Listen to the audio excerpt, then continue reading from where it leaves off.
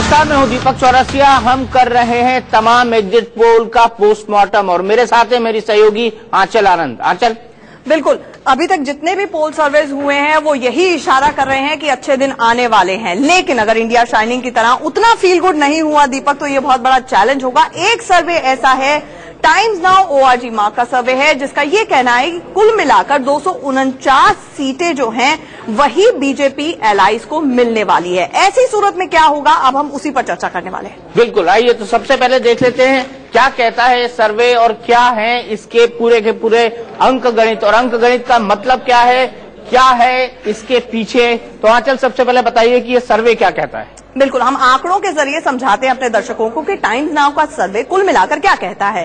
वो दरअसल ये कहता है कि 249 के करीब सीटें हैं जो कि मिलने वाली हैं बीजेपी और उसके एलाइज को। कांग्रेस को करीब करीब 148 सीटें मिलने वाली हैं और 23 सीटों का यानी कि एक शॉर्टफॉल रहने वाला है सरकार बनाने के लिए। अब ऐसी सूरत में क्या होगा? वैसे लगातार दीपक हम देख रहे थे किस तरह से ये संदेश दिया जा रहा था कि आरएसएस की तरफ से भी कहा गया कि लाइंस ऑफ कम्युनिकेशन खुली रखी जाए और साथ ही साथ एक पॉलिटिकल अनटचेबिलिटी का फैक्टर जो मोदी का अभी तक रहा है उसको भी कहीं ना कहीं दूर रखना है। 15वीं लोकसभा में जिस तरह से कोलैप्स रहा, कोई भी काम नहीं हो पाया, तो ये सारी काफी कंसिडरेशंस हैं। तो एक पल भर को आप देख सकते हैं टाइम्स नाउ का सर्वे जी। अब हमारी स्क्रीन पर आ गया है टाइम्स नाउ का सर्वे। कुल मिलाकर 249 सीटें बीजेपी और उसके एलाइज को मिलती हुई नजर आ रही हैं।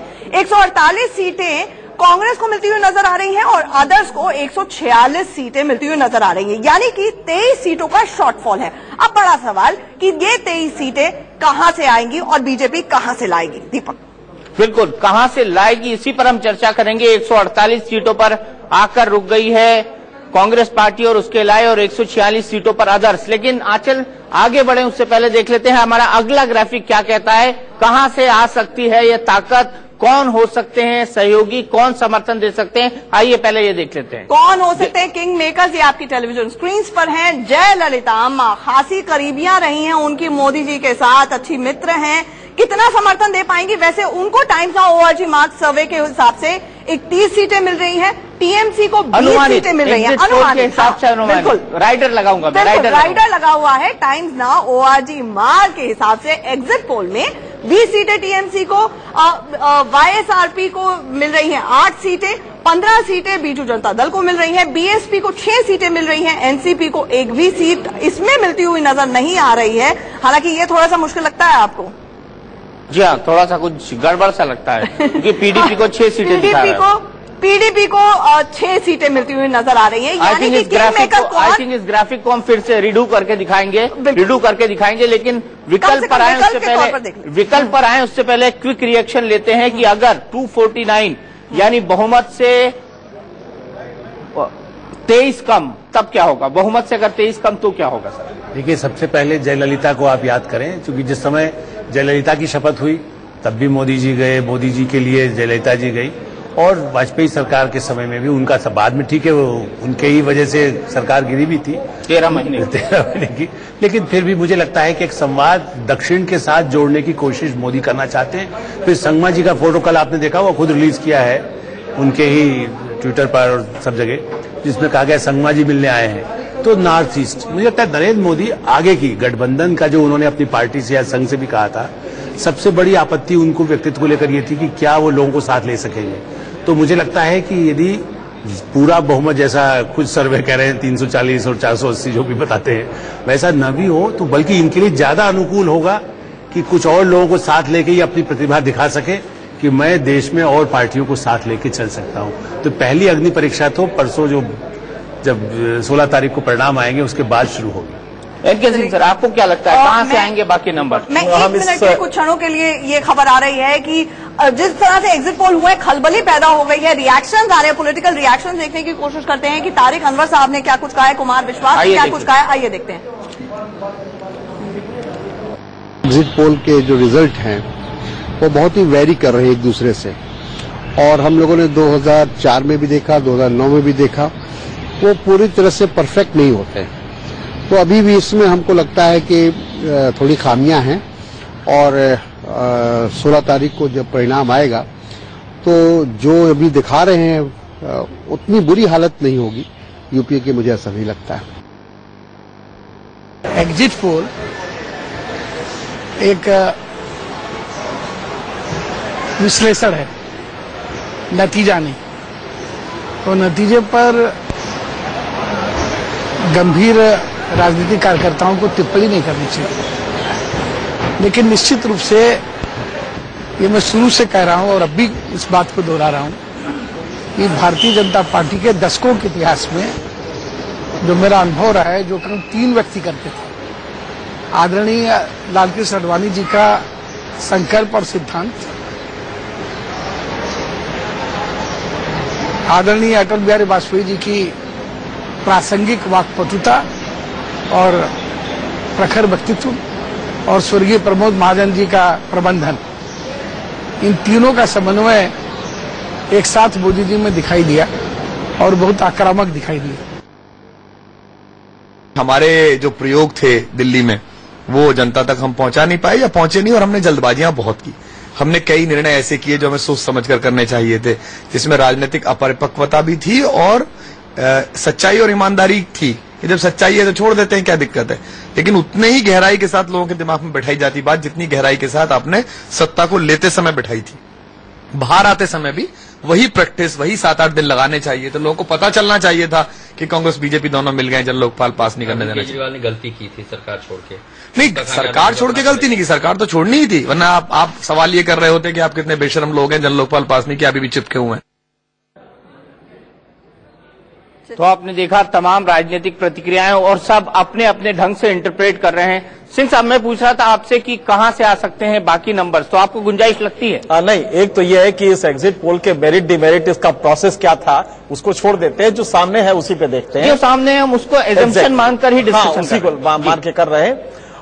23 सीटें आपको चाहिए। आपको इस स्पेक्ट्रम में देखना पड़ेगा कि नेचुरल एलाई कौन हो सकता है। मोदी के डिस्पेंसेशन में मोस्ट नेचुरल एलाई होगा बीजेडी, क्योंकि बीजेडी एक ऐसी पार्टी है जो पहले साथ रह चुकी है और उसके साथ मुस्लिम वोट्स का उसको बहुत ज्यादा चिंता नहीं है, क्योंकि वो जानती है कांग्रेस को वो जाता है। 8% मुस्लिम वोट है, 8% बहुत मिनिमल है। तो ऐसी स्थिति में बीजेडी पहला हिट होगा जो कि नरेंद्र मोदी करेंगे।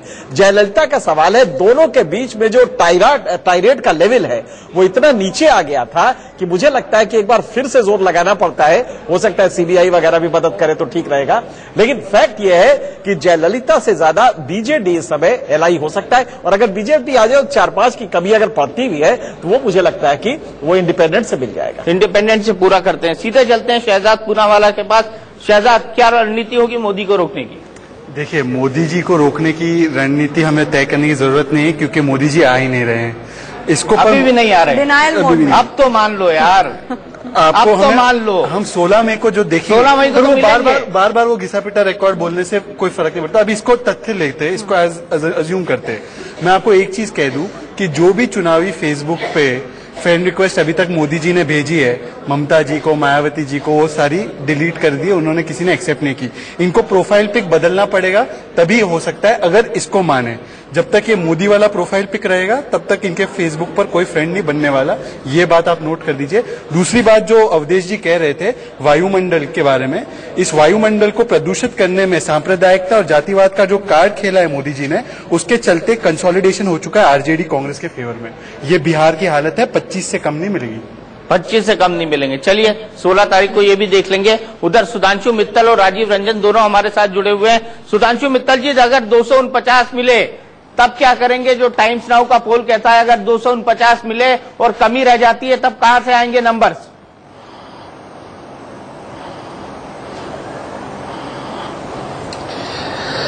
जो चीज होने वाली नहीं है उसकी चर्चा करके करना क्या है दीपक जी को? दीपक जी, जनता का आपास नहीं मिला है भाजपा और एनडीए गठबंधन को। 16 तारीख का इंतजार करते हैं। उससे पहले मैं भी कोई दावे करूं या कोई भी कोई दावे करे, उनकी सार्थकता के बारे में एक प्रश्न चिन्ह रहेगा। मैं कहूंगा हमारे, ये कहेंगे हम नहीं आ रहे, क्या बहस करनी इसमें? अच्छा, कोई बहुत समय बचा होता तो बड़ी बात थी। 2 दिन का समय है, अपने आप सामने हो जाएगा। मेरा अपना मानना है व्यक्तिगत तौर पे कि हमें किसी अन्य संगठन की जरूरत नहीं पड़ेगी बहुमत के लिए। हाँ, भाजपा का एक मत हमेशा रहता है कि जितने ज्यादा जने साथ चलेंगे उतनी ज्यादा देश के अंदर राजनीति में आप एकाकी व्यवस्था बना पाएंगे। वो एक अलग चीज है, लेकिन सरकार बनाने की दृष्टि से आपको जरूरत पड़ेगी और आप इधर से उधर करते रहेंगे, ऐसी स्थिति आएगी, ऐसा मेरा व्यक्तिगत आंकलन इस मामले में नहीं है। इसलिए इस बहस में न जाके मैं तो सिर्फ इतना कहूंगा। और दूसरा मैं एक और कहना चाहता हूं, अगर आप ये मान रहे हैं कि मोदी जी आ रहे हैं तो कम से कम अपने कांग्रेस साथियों से कहूंगा, पूनावाला जी वैसे बहुत प्रखर वक्ता है, मैं तो उनको अपने छोटे भाई की तरह लेता हूं। मैं कहूंगा अब जो है, अब ये सांप्रदायिक ये सब शब्द छोड़ देते हैं। देखिए, जनादेश का सम्मान करते हैं और अब समय आ गया है कि देश को मिलकर बढ़ाने का समय आ गया है। इसलिए जो चीजें हैं नहीं, उन चीजों को, इस देश को जाति, धर्म, इन सब छोटे छोटी चीजों में टुकड़ों में बांट के कोई फायदा नहीं है। देश के सामने बहुत बड़ी गंभीर समस्याएं हैं, महंगाई की समस्या, भ्रष्टाचार की समस्या, सुरक्षा की, सबको मिलकर इस समस्याओं का समाधान निकालना चाहिए ताकि देश की जनता अपनी आकांक्षाएं पूरी कर सके। मैं तो विनम्रता से सबसे ये निवेदन करना चाहूंगा। राजीव रंजन जी, आप कुछ कहना चाह रहे हैं? देखिए, हम एक ही बात कहना चाहेंगे, जनादेश तो कई टेंटेड लीडर्स जब चुनाव लड़ते हैं तो चुनाव जीत जाने के बाद फिर एडीआर जैसी ऑर्गेनाइजेशंस को क्यों कहना पड़ता है कि फलाने पार्टी में इतने लोग जीत करके चले आए, इतने लोग जीत करके आ गए। देखिए, जनादेश अगर आपके पक्ष में भी हो तो 1974 में जो इमरजेंसी 1975 में लाने का काम इंदिरा जी ने किया, 80 में वो जीत करके फिर चली आई, 77 में उनकी सरकार चली गई, लेकिन वो उनके माथे पर दर्ज रहेगा। देश में आपातकाल लाने का जो एक कलंक है वो मिसेज इंदिरा गांधी, स्वर्गीय इंदिरा गांधी जी के नाम पर दर्ज रहेगा। तो जो सांप्रदायिकता या जिस तरीके की बातें हैं वो सत्ता में आने के बाद भी नरेंद्र मोदी जी 2002 की जो चीजें हैं उसे उभर नहीं पाएंगे। लेकिन एक बात जरूर स्पष्ट है कि अगर 249 सीटें टाइम्स नाउ के हिसाब से अगर भारतीय जनता पार्टी के नेतृत्व में राजग को मिलती हैं तो जो परिस्थितियां हैं देश की, उसमें सरकार बनने से वो उनको कोई रोक नहीं पाएगा। लेकिन हमारा अभी भी ये आकलन है कि जिन राज्यों में उनकी स्थिति बहुत कमजोर है वहां उनको जिस तरीके से बढ़ा चढ़ा करके दिखाया गया है वो परिस्थिति 16 को सामने आ जाएगी और हमारा आकलन है 180 से 200 सीटों के बीच में। इसके आसपास में आने के बाद कई तरह की परिस्थितियां हो सकती हैं, लेकिन 249 लाने वाली अगर अलायंस और सामने बिखरा हुआ विपक्ष अगर होगा तो निश्चित तौर पर सरकार बनने की स्थिति प्रबल हो सकती है। लेकिन इतनी बात तय है, ये सवाल रहेंगे सरकार बनती है या नहीं बनती है। जिस दिन 249 लाने वाली अगर अलायंस और सामने बिखरा हुआ विपक्ष अगर होगा तो निश्चित तौर पर सरकार बनने की स्थिति प्रबल हो सकती है। लेकिन इतनी बात तय है, ये सवाल रहेंगे सरकार बनती है या नहीं बनती है। जिस तरीके से इस पूरे चुनाव में जो कुछ भी हुआ है, नीच, जिस तरह से जातियों का उल्लेख, जिस तरह से शब्दावली, जिस तरह की भाषाई हिंसा का इस्तेमाल हुआ, मुझे नहीं लगता है कि जीतने वाले गठबंधन को इतने हथकंडे, इतने तिकड़म करने की जरूरत थी कि पूरे देश का वातावरण विषाक्त बनाने का काम राष्ट्रीय जनता दल गठबंधन ने किया है और इसका खामियाजा निश्चित तौर पर भोगेगा। बात मान ली। आंचल, अब बात करते हैं विकल्प की। क्या कहते हैं विकल्प? कम से कम जेडीयू विकल्प नहीं है, उन्होंने टेंटेड बुला दिया मोदी जी को। सुधांशु जी, आपके पास आते हैं, आपकी उंगली तो उठी हुई है। विकल्प हम ये ट्राई करने की कोशिश करते हैं, बताने की कोशिश करते हैं कौन कौन से विकल्प हो सकते हैं। विकल्प नंबर 1 की श्रेणी में ये 4 लोग हैं जो किंग मेकर्स हो सकते हैं। ममता बनर्जी की अगर बात की जाए, आपकी स्क्रीन के सामने है, चुनाव प्रचार के दौरान मोदी और ममता के बीच में ठनी रही। उन्होंने उनको दंगा बाबू बुलाया, उन्होंने दीदी की पेंटिंग का जिक्र किया, ममता दीदी आग बबूला हो गई। तो जाहिर तौर पर थोड़ी सी इतनी ज्यादा नीम हो गया कि शायद होने में शायद वक्त लगे। एक और सवाल यहाँ पर ये उठता है कि ममता के साथ एनडीए का जो अनुभव है वो लगभग कड़वा रहा है। थोड़ी सी टैंट्रम क्वीन के तौर पर जानी जाती हैं, तो जाहिर तौर पर बीजेपी उनका सपोर्ट मांगेगी, वो कितना सपोर्ट देंगी एक सवाल हो सकता है। और मोदी के साथ आने पर ममता से मुस्लिम वोटर नाराज हो सकते हैं। 30% वेस्ट बंगाल में मुस्लिम वोटर्स हैं। अभी अभी मोदी ने अपनी रैलियों में बाकायदा बांग्लादेशी इमिग्रेंट्स का जिक्र किया, दुर्गाष्टमी का जिक्र किया। तो जाहिर तौर पर क्योंकि वहां पर म्युनिसिपल पोल्स हैं, क्योंकि वहां पर असेंबली पोल्स हैं, थोड़ा सा ये मुश्किल होता हुआ नजर आता है। लेकिन राजनीति है, क्या कह सकते हैं?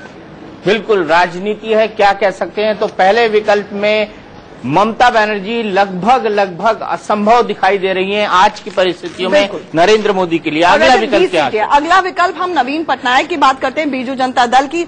ओडिशा में बीजू जनता दल का सीधा मुकाबला बीजेपी से रहा है थ्रू आउट। 15 सीटें बीजेडी को टाइम्स नाउ के हिसाब से मिलती हुई नजर आ रही हैं। कट्टरपंथी छवि वाले मोदी के विरोधी रहे हैं नवीन पटनायक। इनफैक्ट बीच में तो ये भी खबर चली थी कि अगर थर्ड फ्रंट को बाई चांस समर्थन देना पड़ सकता है कांग्रेस को, नवीन पटनायक एक ऐसा चेहरा है जिसके लिए वो अग्री कर सकते हैं। एनडीए का समर्थन करने से बीजेडी को अल्पसंख्यक वोटों का नुकसान हो सकता है। और इससे भी ज्यादा एक अहम पॉइंट, कंधमाल राइट्स जो हुए थे उसके लिए क्या बीजेपी को माफ कर देंगे नवीन पटनायक, ये एक सवाल हो सकता है। और ओडिशा में बीजेडी का सीधा मुकाबला बीजेपी से रहा, ये भी एक बहुत बड़ा पॉइंट है। और इस पूरे इलेक्शन के दौरान नवीन पटनायक पे बहुत ज्यादा तीखे राजनीतिक हमले किए हैं नरेंद्र मोदी ने, इसको भी भूलना नहीं चाहिए। कट्टरपंथी छवि वाले मोदी के विरोधी है नवीन पटनायक। तीसरा मोर्चा, अमरजीत कौर जी, तीसरा मोर्चा, मुझे लग रहा है अब तो ये तो हवा हवाई हो गया, अब तो कुछ बचा ही नहीं। ये अभी कैसे कह सकते हैं, 16 को बताएंगे। और पहली बात तो ये है कि आप 23 सीटों का आंकलन लगा रहे हैं, 40 या उससे ज्यादा सीटों का आंकलन लगाइए कि मोदी कहां से ढूंढेंगे। ये जो आप विकल्प बता रहे हैं ना, मैं बता रही हूँ ना कि 40 से कम नहीं, 40 से ज्यादा की बात उनको करनी है। सुधांशु जी बड़े ओवर कॉन्फिडेंट है, पर सुधांशु जी ये नहीं जानते कि उनके नेता क्यों बार बार लास्ट फेज के अंदर ये कह रहे थे ममता जी के साथ हमने पहले काम किया हुआ है, आगे भी कर सकते हैं, जया जी के साथ काम किया हुआ है, आगे भी कर सकते हैं, वो कई नाम ले रहे थे। तो दैट इट सेल्फ शोज कि वो कॉन्फिडेंट नहीं थे। और अभी जो पार्लेस चल रहे हैं, सुधांशु जी पूछ रहे हैं, सुधांशु जी आपने कहा कि कमी ही नहीं रहेगी, आपने कहा ये हाइपोथेटिकल क्वेश्चन है, कोई कमी नहीं रहेगी, पर मैं ये कह रही हूँ कि कमी जो बताई जा रही है उससे ज्यादा होगी। देखिए नहीं, राजनाथ जी मिले ना, राजनाथ जी होके आए नागपुर, मोदी जी होके आए नागपुर, यही हो रहा है कि शॉर्टफॉल बहुत होने वाला है, कैसे पूरा करेंगे, यही हो रहा है ना। आपके नेता कॉन्फिडेंट नहीं है, आप इस तरह की गलत बयानी को आप जाने देंगे क्या? गलत बयानी नहीं है, जैसे आप क्यास लगा रहे हैं ऐसे ही मैं क्यास लगा रही हूँ और लगाऊंगी। मैं भी ग्राउंड में इलेक्शन से घूमी और मैं आपको बता रही हूँ, मैं आपसे बता रही हूँ नीचे घूम के नेशनल चैनल पे मैं ये मान लूँ कि यूपी के अंदर बीएसपी सिर्फ 6 लेने वाली है। बताइए ना किसने बोला, ये बताइए ना किसने बोला? मैं ये आपकी टिपिकल आदत है, आप सबके सामने सरेआम झूठ बोल देती हैं। आप 35 को क्रॉस करके दिखा दीजिएगा, और उसके बाद आप जो है बात कर रही हैं। ठीक है ना, 16 को बात करेंगे। सुधांशु जी आप ओवर कॉन्फिडेंट है, हम आपको अंडर एस्टिमेट कर रहे हैं, ठीक है ना? आप बोलिए ना, आप बताइए किसने कहा? क्या आप झूठ ना बोलिए। झूठ नहीं बोल रहे, आपके नेता बोल रहे, गडकरी जी ने कहा। आप इतनी वरिष्ठ नेता हैं, हाँ, आप इतने वरिष्ठ नेता नहीं, सुधांशु आपकी शब्दावली इतनी विकट कैसे हो रही है? आप एक वरिष्ठ महिला नेता से आप किन शब्दों का प्रयोग कर रहे हैं? आप झूठ बोलने की बात कह रहे हैं, ये दुर्भाग्यपूर्ण है सुधांशु जी। आपकी पूरी पार्टी के जो प्रवक्ताओं की भाषा है वो पूरी तरह से बदशकल होती जा रही है। नहीं, मुझे इंटरवीन करना पड़ेगा, सुधांशु जी चंद उन लोगों में से है जो कभी भी ऐसी भाषा का इस्तेमाल नहीं करते। राजीव रंजन जी कभी भी ऐसी भाषा का इस्तेमाल नहीं करते जो असंसदीय हो, उनके लिए मैं वाउच कर सकता हूं, उनके लिए मैं वाउच कर सकता हूं। और हम इस बहस को आगे बढ़ाते हैं। सुधांशु जी आपको ऐसा क्यों लगता है कि अमरजीत जी कौर जो कह रही हैं वो ठीक नहीं है?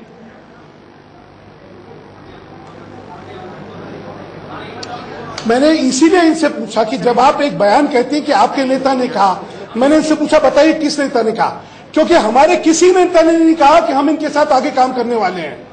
ये देखिए राष्ट्रीय चैनल पे इस तरह की गलत बयानी जी मुझे बताइए, राष्ट्रीय नेता के लिए ठीक कहा लास्ट लेग 12 मई से पहले का, जो लास्ट फेज से पहले का उनका इलेक्शन मीटिंग था, वो बकायदा टीवी में रिपोर्ट हुआ, अखबारों में आया, जिसमें मोदी जी के लिए अखबारों ने लिखा कि वो इस बार यहाँ मुझे आना पड़ेगा, क्या ऐसा कहा था नरेंद्र मोदी ने? आपने सुना था कि ममता बनर्जी मैंने तो पढ़ा काम कर सकते हैं। बिल्कुल यदि जरूरत पड़ेगी तो क्या कर सकते, मेरे ख्याल से मोदी ने नहीं कहा ऐसा, मोदी ने कभी नहीं कहा ऐसा। मैं आपको न्यूज़पेपर कोट कर दूंगी, इनके पास कटिंग भेज दूंगी जिसमें आया। मैं सच कहता हूँ, सुधांशु जी भी हैं, सब है, मैं सबकी इज्जत करता हूँ, पर उन्होंने मोदी जी ने टाइम्स नाउ के इंटरव्यू में अर्नब से कहा था, ये इन्होंने भी देखा, उन्होंने ये कहा था कि सब दरवाजे खुले हैं, सभी दरवाजे हमारे खुले हैं। अरे तो उन्होंने किसी का नहीं, उन्होंने ममता, जया और माया का नाम लिया। मायावती जी ने प्रेस कॉन्फ्रेंस की नहीं, जो भाषण दिया उन्होंने बंगाल के अंदर, भाषण दिया जो बंगाल के अंदर, उस भाषण में उन्होंने ये कहा, उसकी भाषा टोन डाउन थी, तो उन्होंने कहा ना हम जिन इनके साथ पहले काम कर चुके हैं और हमें आगे भी रास्ते खुले रहेंगे, ये बात कही। अगर इनको नहीं सुने तो उनकी मर्जी। एक्सप्लेनेशन गलत हो रहा है। क्वेश्चन ये था कि क्या ममता बनर्जी, मायावती, जयललिता आदि के साथ जरूरत पड़ेगी तो आप मिलकर काम करेंगे? नरेंद्र मोदी का उत्तर था कि देश अगर चलाना है तो सबके साथ मिलजुल के ही काम करना पड़ेगा। उसका पॉलिटिकल मीनिंग निकाल रही है, वो नहीं है उसका अर्थ जो हम लोगों ने सुना। बिल्कुल, यानी वो ममता जी से मदद नहीं मांगने वाले, क्योंकि मिलने वाली नहीं है। और बताता हूँ क्या कहा था उन्होंने, सुनिए। मिलने वाली नहीं है ना, किसी आनी बिल्ली खंबा नोचे। दीपक जी मैं आपको बताता हूँ उन्होंने क्या कहा था। सुधांशु जी, एक बेसिक सा सवाल है, मोदी जी ने इतना एग्रेसिव कैंपेन किया, लेकिन लास्ट लेग में उन्होंने डिस्कशन को बोलेगा तो डिस्कशन नहीं हो पाएगा। 249 पर चर्चा कर रहे थे, हमारी दोस्त अमरजीत कौर ने पूरा डेविएट कर दिया। ये कम्युनिस्ट पार्टी की नेता आएंगी तो ये डेविएट करेंगी, 249 पर आके उसी पर डिस्कस करेंगे। आ जाएंगे हम लोग। अवधेश जी, आप सरकार बनाने की जल्दी में है, कोई जरूरी नहीं है कि हर व्यक्ति आपका समर्थन करे। लोग रास्ते में अवरोध पैदा करेंगे ही करेंगे, आप उसको स्पोर्टिंग नहीं लीजिए। अरे आप एक तरफा सरकार बनाने की बेचैनी में दिख रहे हैं। राजीव जी, आपके नेता दोनों पैर काट, लेकिन अवधेश जी आप तो पार्टी वालों से ज्यादा व्यग्र दिख रहे हैं सरकार बनाने में। आई थिंक हमको फिर विकल्प पर आ जाना चाहिए। विकल्प पर आते हैं, उसके बाद बात करते हैं। विकल्प पर आते हैं, उसके बाद बात करते हैं। पहले अब जगन मोहन रेड्डी की वाईएसआरसीपी की बात करते हैं हम लोग कि क्या ये विकल्प अपने आप में हो सकता है। वैसे उन्होंने एक खुला ऐलान कर दिया है कि जो भी सेंटर में आएगा हम उसको जरूर सपोर्ट करेंगे। एनडीए में शामिल होने के टीडीपी के साथ जगन का सीधा मुकाबला होगा, ये बड़ी डिफिकल्टी हो सकती है। भाई नायडू भी सीएम बनना चाहते हैं, जगन मोहन रेड्डी भी मुख्यमंत्री बनना चाहते हैं। सीमांध्र में एनडीए का विरोध और केंद्र में समर्थन कर सकते हैं जगन। थोड़ी सी डिफिकल्ट इक्वेशन होगी क्योंकि बीजेपी कहीं ना कहीं सैंडविच हो जाएगी जगन मोहन रेड्डी और नायडू के बीच में, वो बीजेपी का काम है।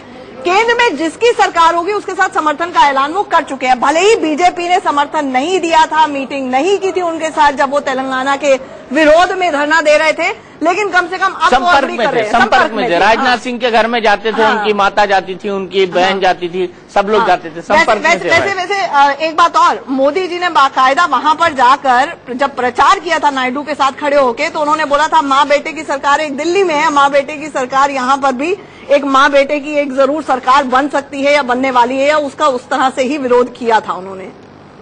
बिल्कुल। और एक आखिरी विकल्प, जयललिता, ये तो मोदी जी की स्वेरिंग इन, जयललिता की स्वेरिंग इन, अच्छी खासी दोस्ती। जयललिता के साथ मोदी के व्यक्तिगत संबंध जरूर हैं। अब ये नहीं पता रजनीकांत के साथ फोटो खिंचवाने का खामियाजा मोदी जी को भुगतना पड़ेगा या नहीं भुगतना पड़ेगा, क्योंकि जयललिता कट्टर विरोधी रही है रजनीकांत की। जयललिता पहले भी एनडीए में शामिल हो चुकी हैं, लेकिन इन्हीं के ऊपर वो आरोप है कि इन्होंने ही उनकी सरकार को गिराया था। उसके बाद डीएमके को हाशिए पर रखने के लिए मोदी को समर्थन दे सकती हैं जयललिता। तो खुद भी पॉलिटिकल सर्वाइवल, पॉलिटिकल इक्वेशंस हो सकती हैं। ऐसे में अम्मा कितना सरकार का साथ देती हैं बीजेपी की, अगर सरकार बनने की बात आती है तो ये एक बिल्कुल देखने वाली बात होगी।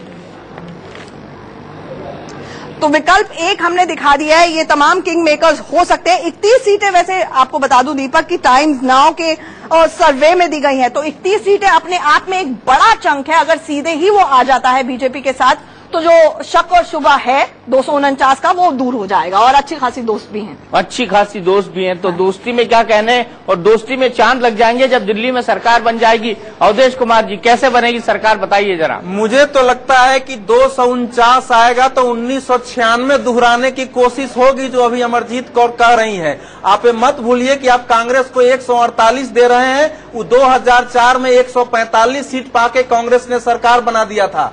तो ये संभव है कि मोदी को रोकने के लिए घेरेबंदी की कोशिश हो, देवेगौड़ा की तरह किसी को उठा के फिर से लाया जाए। और मेरा मानना है कि अगर भारतीय जनता पार्टी 249 तक सिमटती है तो इस देश को मध्यावधि चुनाव के लिए तैयार होना पड़ेगा।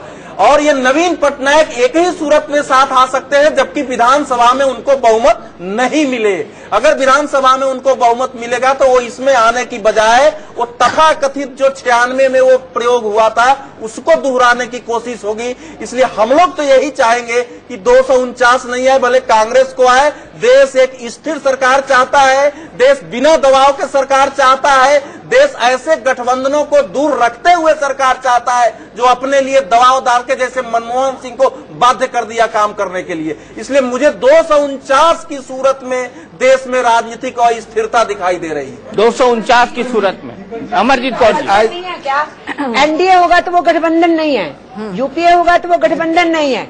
अगर यूपीए और अदर्स मिलते हैं तो भी वो भी गठबंधन है। खिचड़ी बनाते हैं अगर वो खिचड़ी नहीं है, 25 पार्टी बोल रहे हैं ना, वो 25 है और 4 बोलेंगे। स्थिर सरकार की बात करते हैं तो 10 साल से स्थिर सरकार है कांग्रेस के। स्थिर सरकार की बात करते हैं तो 6 साल वाजपेयी जी ने राज किया। स्थिर सरकार से तंग आके लोगों ने 2004 में चेंज किया और उसको फिर से स्थिर सरकार दी, 10 साल दी। सवाल ये नहीं है कि स्थिर सरकार है या नहीं, सवाल ये है कि जो सरकार आएगी वो क्या करेगी, लोगों के लिए क्या करेगी। वो इम्पोर्टेंट इश्यूज है जो टर्निंग पॉइंट होते हैं किसी भी इतिहास के अंदर। अगर इमरजेंसी के बाद एक गवर्नमेंट आई थी, स्थिर नहीं रही, तो हिंदुस्तान के अंदर एक चीज एस्टैब्लिश हो गई कि इस देश में इमरजेंसी नहीं लगाई जा सकती। अगर वीपी सिंह के टाइम में आया तो ये आ गया कि बड़े बड़े घोटालों पे भी सरकारें गिर सकती हैं। एक क्विक रिएक्शन, मुझे ब्रेक पर जाना है। सुधांशु जी, एक क्विक रिएक्शन। प्राइम मिनिस्टर मिला वो थोड़ी समय के अंदर।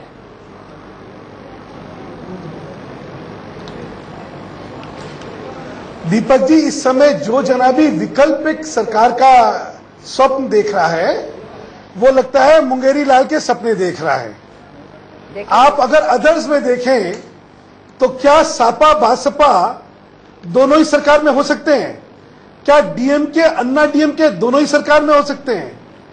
कांग्रेस और बीजेडी क्या दोनों ही सरकार में हो सकते हैं? लेफ्ट फ्रंट और टीएमसी दोनों ही सरकार में हो सकते हैं? मुझे लगता है कुछ ऐसी कल्पनाएं करी जा रही हैं जो वास्तविकता से बहुत परे है और शायद एक बहस के लिए बहस करने वाली बातें हैं। इस समय जो है इसमें कोई विकल्पिक सरकार का कोई एक टीएमसी सरकार में थी, लेफ्ट ने बाहर से समर्थन दिया। आउटसाइड में कोई नहीं आने वाला। कांग्रेस के सरकार को ये लोग आएंगे तो अंदर आके आएंगे। बिल्कुल बिल्कुल, आप पे ये सवाल बनता है। आप मुझे बताइए, क्या ममता और लेफ्ट साथ आ सकते हैं? बात नहीं हो रही, बताइए, ममता आ सकते हैं या नहीं? सुधांशु आप मेरे सवाल का जवाब दीजिए। मेरे सवाल, क्या ममता और लेफ्ट साथ आ सकते हैं? देखिए, उन्होंने एसपी बीएसपी कहा, ममता लेफ्ट कहा, उन्होंने बीजेडी कांग्रेस कहा, ये सब कुछ कहा ना, सुन लिया मैंने, बड़े अच्छे से सुना। मैं कहना ये सीधे सीधे चाहती हूँ, ये एक साथ गवर्नमेंट्स में नहीं आ सकते, लेकिन कोई गवर्नमेंट पर एसपी कहा, ममता लेफ्ट कहा, उन्होंने बीजेडी कांग्रेस कहा, ये सब कुछ कहा ना, सुन लिया मैंने, बड़े अच्छे से सुना। मैं कहना ये सीधे सीधे चाहती हूँ, ये एक साथ गवर्नमेंट्स में नहीं आ सकते, लेकिन कोई गवर्नमेंट बनाए और कोई सपोर्ट करे, ये इस देश में हुआ है और सियासत के अंदर कहीं कुछ होता है। ये ब्रेकिंग न्यूज मेरा सवाल फिर सीधा है, क्या ममता और लेफ्ट साथ में आ सकते हैं? ये बोल रही हूँ, क्या ममता और लेफ्ट साथ में आ सकते हैं? क्या ममता और लेफ्ट साथ में आ सकते हैं?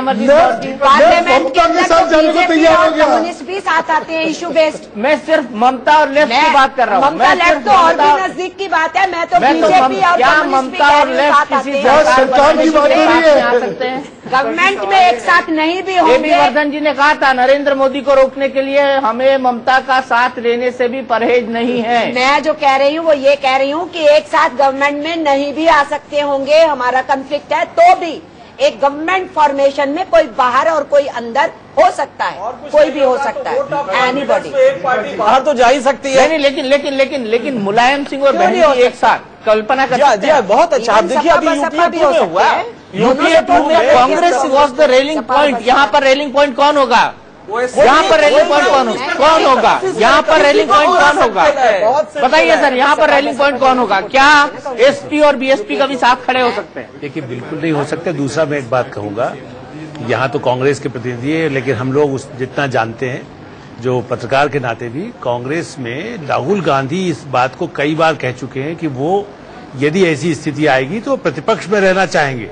मुझे लगता है कि इसलिए यदि जैसा कह रहे 250 सीट आने के बाद कांग्रेस भी किसी गठबंधन में जाने के बाद चाहेगी कि ठीक है ये सरकार चले, हो सकता है 2 साल, वो भी शायद सपना ही हो, गलत सपना हो, लेकिन वो ये नहीं करेगी कि एक तीसरी सरकार बने। यदि बीजेपी सरकार, उनको लगता है कई लोगों को कि सरकार बने, ज्यादा नहीं चलेगी 216 में, 219 में और प्रजातंत्र में। सुधांशु जी भी इससे सहमत होंगे कि 5 साल बाद कोई दूसरा आना चाहे तो रोकेंगे थोड़ी। आइए चुनाव में आप भी जीत के आइए, राजस्थान में कोई दूसरा आया, दूसरे प्रदेश में कुछ आएगा। तो ये धारणा कुछ अतिशयोक्ति है। वैसे तो कभी नतीजे नहीं आए, इसलिए आप और हम अब इस पे नहीं कह सकते होगा नहीं, लेकिन मायावती जी किसी कीमत पर मुलायम सिंह के साथ नहीं जा सकती। यहाँ पर यदि सरकार ये जैसा कह रहे हैं, मान लीजिए कांग्रेस में तो कई महत्वाकांक्षी है, लेकिन 70 की पर वो प्रधानमंत्री बनना कोई राहुल गांधी चाहेंगे? मतलब ये तो नहीं, अभी तो यूपीए को बाहर से समर्थन दोनों दे रहे हैं। समाजवादी पार्टी और बहुजन समाज पार्टी दोनों यूपीए के साथ खड़े हैं, दोनों पार्टी। और मैं अमरजीत जी के बात से सहमत हूं कि सरकार बनाने में कुछ लोग सरकार के अंदर हो सकते हैं, कुछ लोग सरकार को बाहर से मदद कर सकते हैं। अगर 180 से 200 सीटों पर अगर बीजेपी, मेरा एक सवाल, इसका मतलब जनता दल यूनाइटेड और लालू यादव साथ आ सकते हैं? इसका मतलब जनता दल यूनाइटेड और लालू यादव साथ आ सकते हैं? देखिए, लालू जी का नेतृत्व स्वीकार कर लें। सबसे बड़ी बात यह है दीपक जी, 16 के नतीजों का इंतजार कीजिए, 16 के नतीजों का इंतजार कीजिए। अगर हमारे अनुमान के हिसाब से 160 से 180 सीटों के अंदर, अगर आप मेरी बात नहीं, आप जिस तरह से सवाल का जवाब चाहते हैं वो जवाब नहीं हो सकता है। बहुत अच्छा कह रहे हैं, जो कठिन राजनीतिक समीकरण है, क्या लालू और उनका सवाल हाँ या ना में नहीं होगा। ये जवाब नहीं, दीपक चौरसिया जी, सवाल का जवाब हाँ या ना नहीं है। सवाल का जवाब हाँ या ना होता है, लेकिन इसका जवाब भारतीय जनता पार्टी 160 से 80 के बीच रुक जाती है तो एक बड़े गठजोड़ की तरफ देश बढ़ेगा। और कांग्रेस के नेताओं ने क्या कहा चुनाव के समय कि हम प्रतिपक्ष में बैठेंगे, अरे उनको बता दो कि बैठ गए। चुनाव में कही गई बातों से ज्यादा महत्वपूर्ण होगा उस रस को रोकने के लिए लोगों को आपस में तय करना होगा। और मुझे लगता है कई ऐसे गठजोड़ आपको दिख सकते हैं जो आज आप जिसकी कल्पना नहीं कर सकते हैं। डीपी त्रिपाठी जी हमारे साथ जुड़ गए हैं, एनसीपी के महासचिव और spokes person. DP Tripathi ji, मेरा पहला और बड़ा सीधा सवाल, अगर नरेंद्र मोदी को अंक गणित की कमी पड़ती है तो क्या एनसीपी उनका समर्थन करेगी?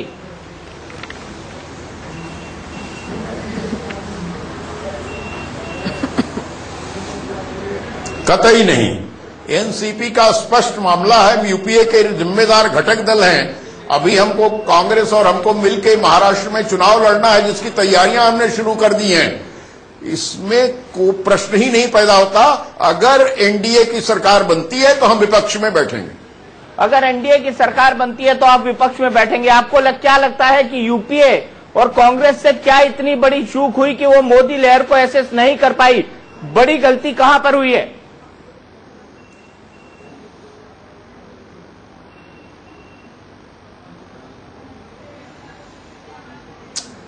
लहर तो अभी भी नहीं है ना, जिस तरह सब आप कह रहे हैं। ये लहर कोई 240 कह रहा है, कोई 230 कह रहा है, कोई कुछ कह रहा है।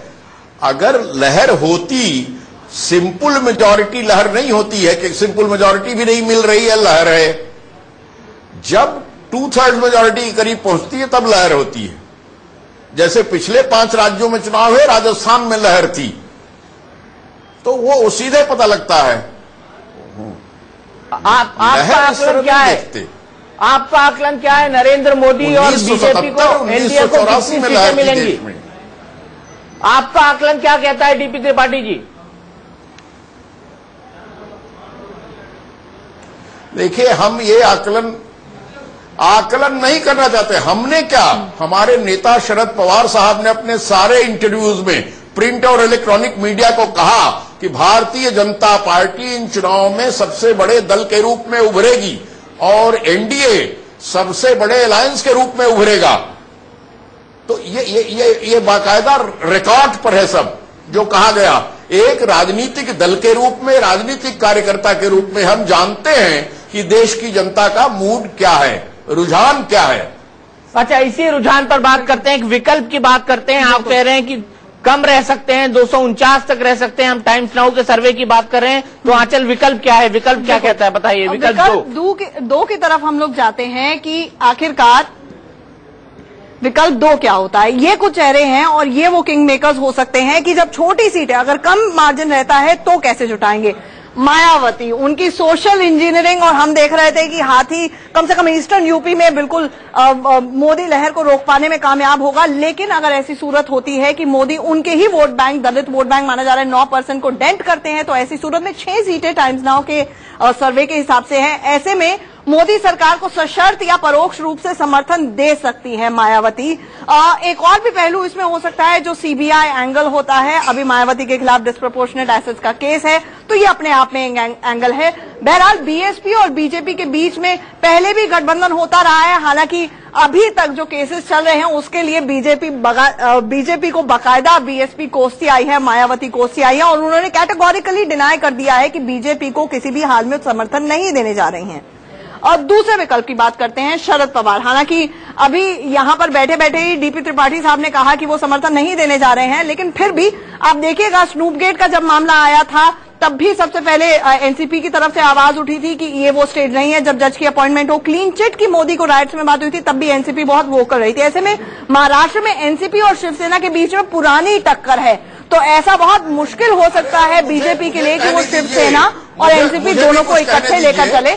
लेकिन अपने आप में ये विकल्प जरूर है। 6 सीटें टाइम्स नाउ के हिसाब से मिली हैं।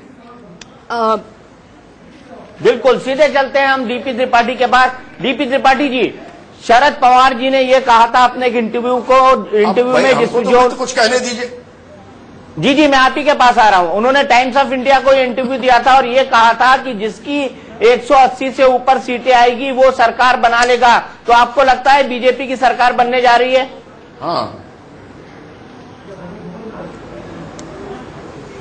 हाँ, हो सकता है, मैं उसको डिनाई नहीं करता हूं। तथ्य को डिनाई करना गलत बात। लोकतंत्र में सरकारें बदलती हैं, 10 साल हम शासन कर चुके हैं।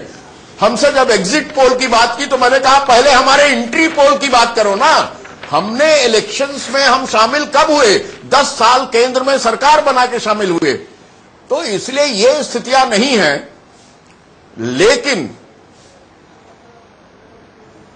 लेकिन जिस तरह की वो बातें कर रही हैं वो सही नहीं है। देखिए, गवर्नमेंट में कुछ प्रोप्राइटी होती है, कुछ इम्प्रोप्राइटी होती है। जब नई सरकार आने वाली हो तब कोई जांच शुरू करना गलत है, ये उचित नहीं है। अगर अदालत ने किसी को कुछ फैसला दिया है किसी के बारे में तो हम अदालत के फैसले का सम्मान करते हैं। इन बातों को चुनावी विचारधारा से नहीं जोड़ना चाहिए। ये संविधान के प्रति हमारी प्रतिबद्धता से आती हैं। नहीं, आप मायावती के केस से इसको शायद घालमेल कर रहे हैं। वो बात एक कमेंट के तौर पर आंचल ने बोली थी, वो वाला मामला यहाँ पर बिल्कुल, वो वाला मामला बिल्कुल नहीं है। आपने आंचल का कमेंट स्नूप गेट से रिलेटेड था। लेकिन डीपी त्रिपाठी साहब, आपको क्या लगता है कि पूरी मेजोरिटी लेकर नहीं आ पाएंगे नरेंद्र मोदी?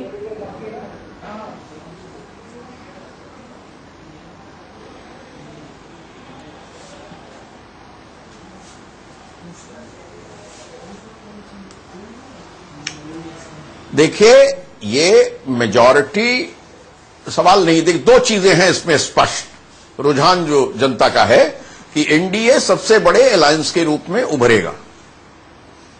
तो जब सबसे बड़े अलायंस के रूप में उभरेगा और भारतीय जनता पार्टी सबसे सिंगल लार्जेस्ट पार्टी के रूप में उभरेगी, तब फिर आप ये बताइए कि जब तक सभी राजनीतिक दल मिलाकर उससे अधिक ना हो और सब लिखित में अपना समर्थन न तय करें और एक नेता न तय करें, तब किस विकल्प की संभावना बनती है? एक संवैधानिक प्रक्रिया का पालन करना पड़ता है लोकतंत्र में। तो मतलब आप तीसरे मोर्चे की संभावना से इनकार कर रहे हैं?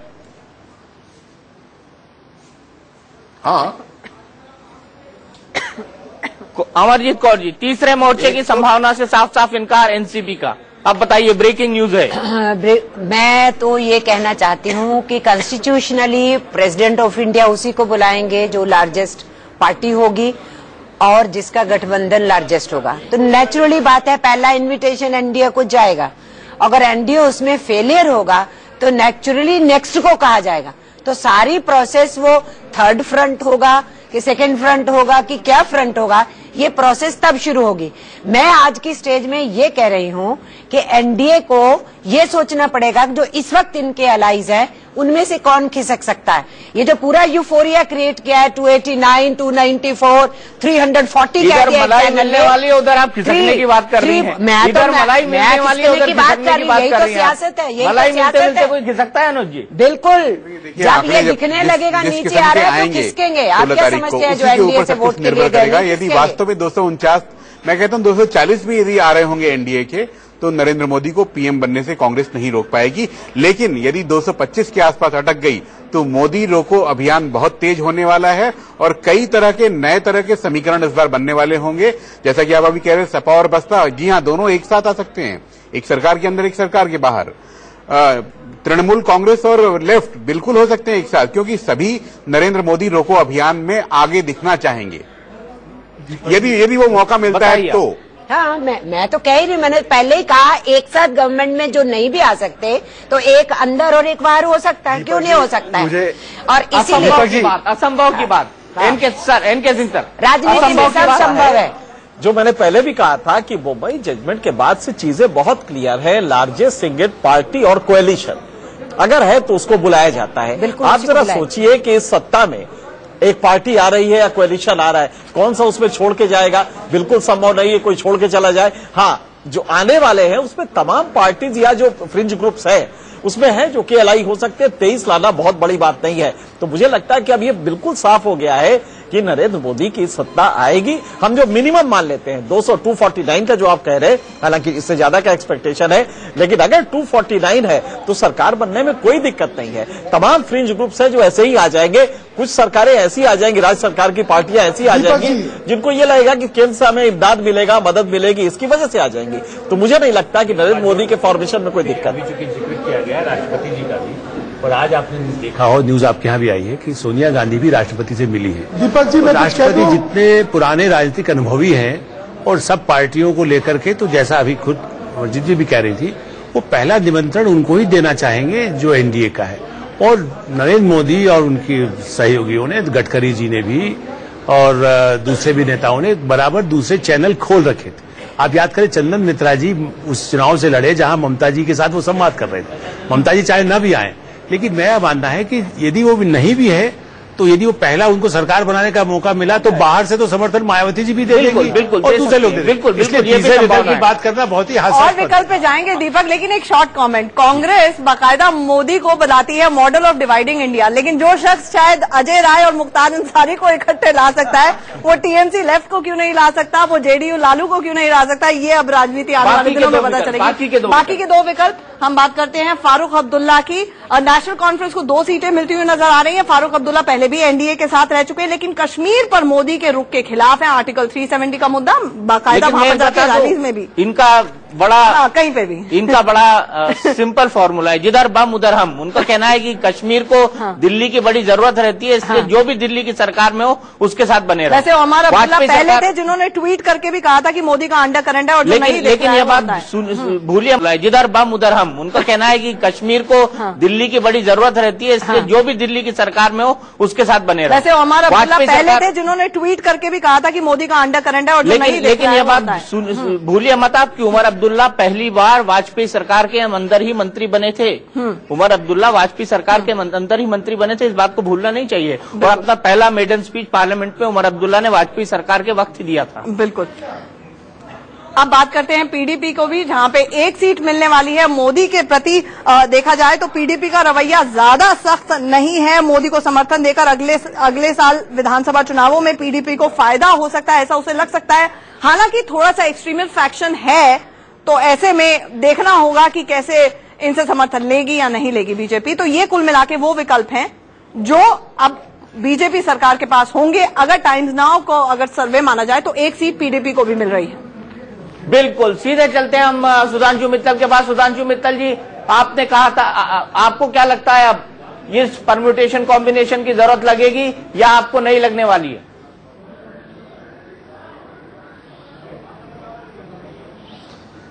दीपक जी, पहले तो जहां तक एनडीए का सवाल है, इसकी जरूरत ही नहीं पड़ेगी।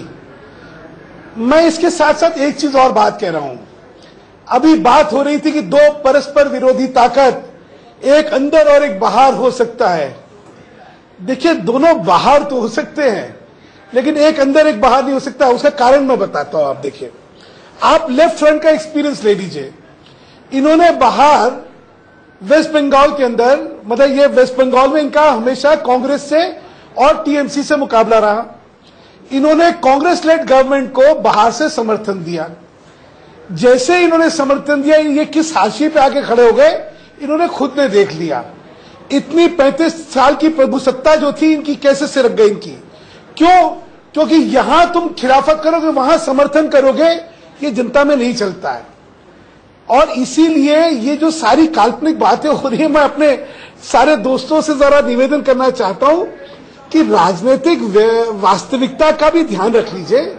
आपके मन में बहुत पीड़ा है कि मोदी जी की सरकार बनने वाली है, वो समझ सकता हूं स्वाभाविक तौर पे, लेकिन उस पीड़ा के निवारण के लिए कहीं ऐसा ना कर दीजिएगा जिसको कि राजनीति में आत्महत्या कहते हैं।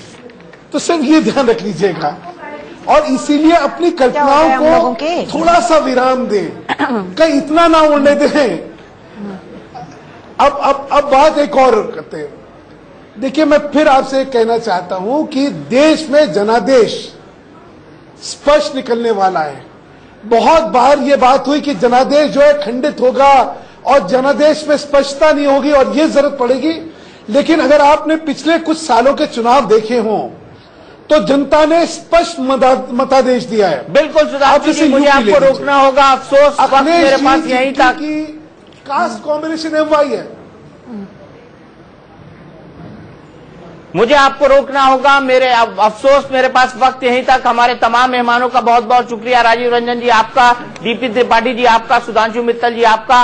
लेकिन हम आपको बता दें, हमारी ये महा कवरेज जारी है जहां पर हम कर रहे हैं तमाम एग्जिट पोल का पोस्टमार्टम। आगे हम बताएंगे अगर मोदी सरकार बनाते हैं तो, क्योंकि एग्जिट पोल कह रहा है मोदी सरकार बना रहे हैं। अगर मोदी सरकार बनाते हैं तो मोदी सरकार की पहली झलक कैसे होगी, ये हम आपको दिखाएंगे इस ब्रेक के बाद।